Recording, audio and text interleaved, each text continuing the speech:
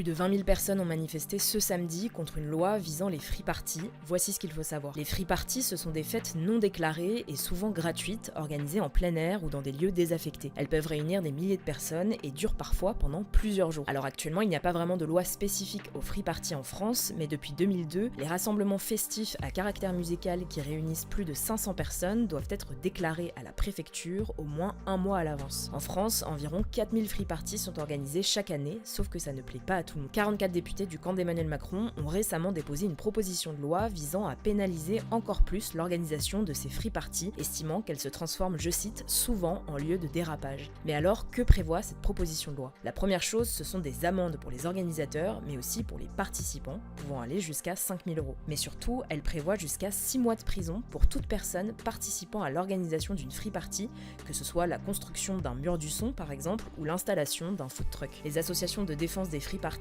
estiment que cette loi cherche à criminaliser une culture alternative en la réduisant seulement à un problème sécuritaire. A noter que le département de l'Hérault et de la Haute-Marne ont interdit par arrêté préfectoral les free parties pendant 1 an. Plus de 20 000 personnes se sont donc rassemblées avec des chars et des enceintes dans plusieurs villes de France ce samedi pour protester contre cette loi. Alors pour l'instant, le texte a été déposé le 18 mars dernier et a été renvoyé à la commission des lois pour examen. On suivra ça.